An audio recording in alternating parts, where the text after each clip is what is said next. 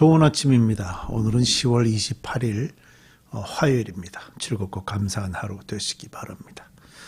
역대하 34장 14절부터 말씀 봅니다. 이제 어제부터 오늘 내일 목요일까지 요시야 왕의 치적을 살펴보고 있습니다. 어제 말씀 뒷부분에서 요시야는 종교 개혁을 한 이후에 성전을 정결하게 하고 성전 수리를 시작했다고 했죠. 유다 백성들뿐만이 아니고 북이스라엘 백성들까지 성전을 위해서 헌금을 해서 그 돈으로 성전 수리가 시작이 되었는데요. 그렇게 성전 수리를 하느라 여기저기 공사가 시작이 되었고 그 공사를 위해서 또 헌금함을 관리하는 과정에 율법책이 발견되었다라고 이제 성경에 기록이 됩니다. 보통 이제 성경에서 율법책이라고 그러면 모세오경을 얘기합니다. 창세기, 출애굽기, 레위기, 민수기, 신명기 이렇게 5권을 말하고 있고요. 본문의 기록만으로는 이것이 이제 그 중에 어느 책이 발견이 됐는지 이런 걸 좀 파악하기는 좀 어렵지만 여기 나오는 히브리어를 근거로 보면 아마 5권 전체이거나 5권의 내용을 요약한 책이거나 또는 학자에 따라서는 신명기일 것이 좀 더 정확하다 이렇게 보는 학자들도 좀 있어요. 그래서 이제 11개 22장에도 이 내용이 기록이 되고 있기 때문에 이렇게 그 두 곳을 가지고 학자들이 비교해 볼 때 그런 다양한 해석들이 있습니다.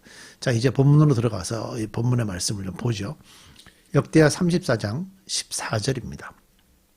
힐기야 제사장은 주의 성전에서 궤에 보관된 돈을 꺼내다가 모세가 전한 주의 율법책을 발견하고 이 율법책이 뭘까라고 이제 추정을 해보니까 성전의 이렇게 제단, 그러니까 언약궤 바로 옆에 성경책을 이렇게 항상 비치해 놨었다고 그러네요. 그 비치해 놨던 성경을 왜 위에 이제 므낫세 같은 악한 왕들이 이제 성전을 문을 닫게 하고 성전에 있는 기물들을 빼돌리고 이렇게 이쪽으로 성전을 사용할 수 없게 하고 그러면서 그 사이에 있었던 그 안에 있었던 말씀들을 한쪽 옆에 치우고 이러는 과정에 몇십 년이 지나가면서 아마 한쪽 옆에 있었는데 그것을 찾지 못했던 그런 과정이 있었던 것으로 이렇게 보여집니다. 그래서 모세가 전한 주의 율법책을 발견하고 사반 서기관에게 자기가 주의 성전에서 율법책을 발견하였다고 하면서 그 책을 사반에게 주었다. 사반이 그 책을 가지고 왕에게 나아가서 보고하였다. 임금님께서 종들에게 명령하신 것을 종들이 그대로 다 하였습니다. 또 주의 성전에 있는 돈을 다 쏟아서 감독들과 건축하는 사람들에게 맡겼습니다. 이렇게 보고하고 나서 사반 서기관은 힐기야 제사장이 자기에게 책 한 권을 건네주었다고 왕에게 보고하였다. 그리고 사반은 그 책을 왕 앞에서 큰 소리로 읽었다. 왕은 율법의 말씀을 다 듣고는 애통해하며 자기의 옷을 찢었다. 자, 이 부분을 해석하는 게 굉장히 중요합니다. 그 책을 받아서 서기관인 사반이 왕에게 가서 책을 읽었는데 왕이 그 말씀을 듣고는 애통해하면서 자기의 옷을 찢었다라는 기록이 공식적으로 기록되고 있죠. 그렇다면 이 말씀을 어떤 말씀을 들었기 때문에 자기의 옷을 찢으며 애통해했을까? 이제 학자에 따라서는 이 율법책이 신명기일 것으로 추정을 하기도 하고요. 율법을 추려서 정리한 책이라는 학자들도 있고 또 부분적으로 5권의 율법 모세오경이 다 있었을 거라고 추정하는 그런 학자들도 있는데요. 그 중에 이제 모세오경의 전반적인 내용을 좀 정리해 볼 때 출애굽기 28장의 저주 부분을 읽었을 것으로 추정하는 것이 좀 이렇게 보편적인 학자들의 해석입니다. 그러니까 유대인들이 하나님의 말씀에 순종하지 않고 유대인들에게 명령한 명령과 규례를 지키지 않으면 저주를 하시겠다는 말씀이 이제 15절부터 길게 나와요. 그러니까 신명기 28장 15절 1절부터 14절은 축복에 대한 말씀이고요. 15절에서 60 한 3절 4절 될 거예요. 굉장히 길거든요. 60 몇 절 될 텐데 거기까지 나오는 내용들은 이제 저주에 대한 내용이 나오고 있어요. 그래서 이 저주에 대한 내용을 읽었을 때 요시야 왕에게 영향을 크게 주지 않았을까 하는 이제 추정이 되는 거죠. 사실 요시야 왕이 종교개혁을 하는 왕이긴 한데 그 아버지가 또 악한 왕이었잖아요. 또 그냥 증조 할아버지인 히스기야 왕만이 또 바르게 섰고 그 사이에 또 이렇게 하나님께로 갈 수 없는 어떤 환경들이 또 그 사이에 또 있었죠. 그러니까 율법의 어떤 아주 세세한 것들까지 다 알지는 못했던 것으로 보입니다. 당시에 성경을 주로 양가죽에다 기록을 했습니다. 근데 이제 중동 날씨가 굉장히 건조하잖아요. 그래서 양가죽에다 기록을 해놓으면 상당히 오랫동안, 오래라는 말은 이제 몇백 년, 수세기 동안 이렇게 잘 보관이 됐을 거라고 보기 때문에 여기 나오는 그 지금 성전에서 찾았던 율법책도 상당히 오래된 책으로 보이지만 사실 그 안에 있는 그 글들이 그대로 보일 수만 있으면 아무 관계 없죠. 또 읽다 보면 이것이 하나님의 말씀인지 사람의 말인지 우리가 알 수 있잖아요. 그러니까 이것이 하나님의 율법이었다는 것을 요시야 왕은 쉽게 알 수 있었고요. 또 그 말들이 재앙에 관한 말씀이었다는 것도 알아차렸던 것 같습니다. 한번 그렇게 기회를 좀 가져가지고 신명기 28장 차분하게 읽어보시면 요시야가 왜 이런 반응을 했는지 이해가 좀 갈 거라고 생각합니다. 20절 왕은 힐기야와 사반의 아들 아히감과 미가의 아들 압돈과 사반 서기관과 왕의 시정 이사야에게 명령하였다. 그대들은 주께로 나아가서 나를 대신하여 그리고 아직 이스라엘과 유다에 살아남아 있는 백성을 대신하여 이번에 발견된 이 두루마리의 말씀에 관하여 주의 뜻을 여쭈어 보도록 하시오. 우리의 조상이 주의 말씀을 지키지 않고 이 두루마리에 기록된 모든 것을 지켜 따르지 않았으므로 주께서 우리에게 쏟으신 진노가 크고 지금 그 상황을 제대로 상황을 제대로 보고 있었던 것 같아요. 우리의 조상이 주의 말씀을 지키지 않고 이 두루마리에 기록된 모든 것을 지켜 따르지 않았으므로 주께서 우리에게 쏟으신 진노가 크고 그렇기 때문에 이 말씀을 우리에게 다시 주신 것에 대해서 하나님께 하나님의 뜻을 좀 여쭤보라고 예언하는 사람을 찾아가라고 말씀하는 거예요.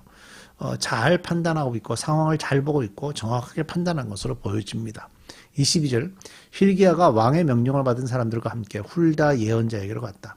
그는 살룸의 아내였다. 살룸은 하스라의 손자여 독하세의 아들로서 궁중 예복을 관리하는 사람이었다.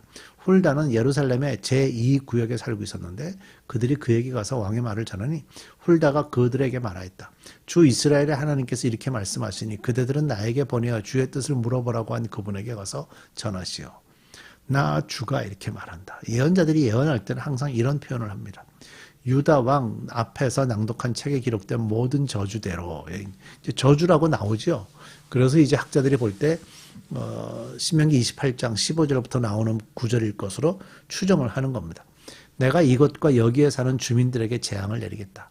그들이 나를 버리고 다른 신들에게 분향하여 그들이 한 모든 일이 나를 노엽게 하였기 때문이다.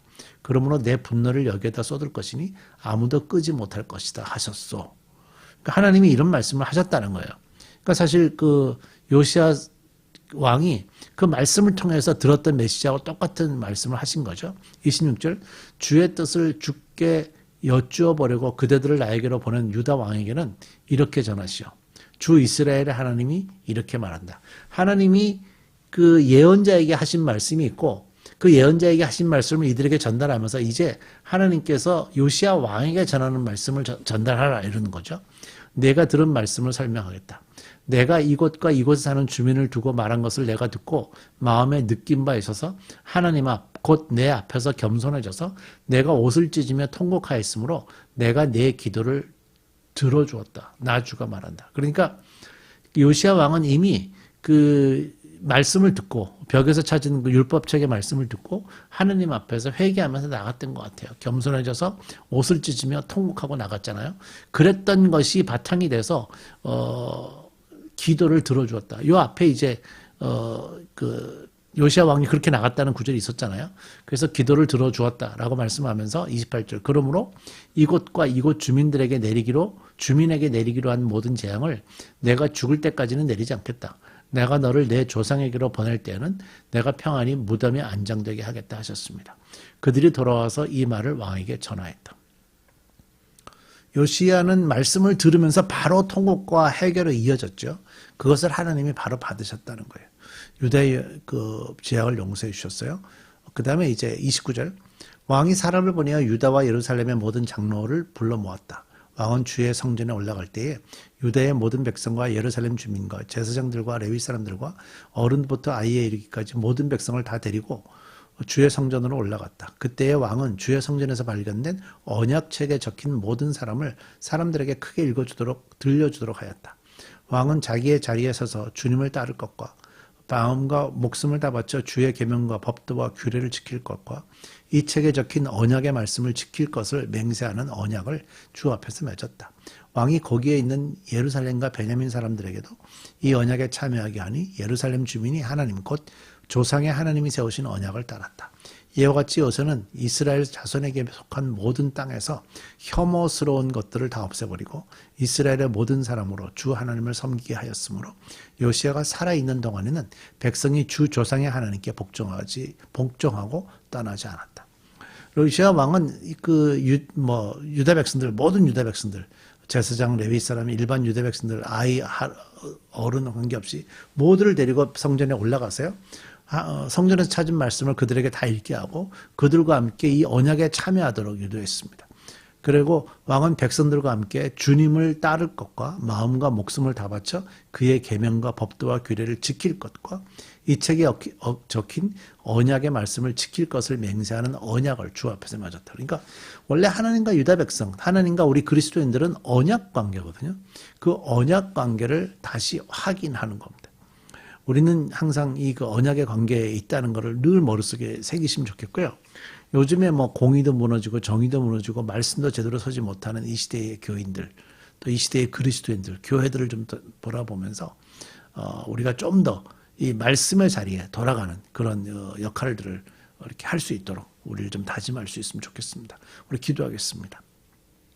하나님, 요시아가 그 말씀을 듣고 통곡하며 회개하며 나아갔다고 그랬는데 우리도 그 말씀 앞에 이런 태도들을 갖게 하시고 열린 마음으로 그 말씀을 우리 삶 속에 충분히 받아들이는 저희들 되게 해 주옵소서.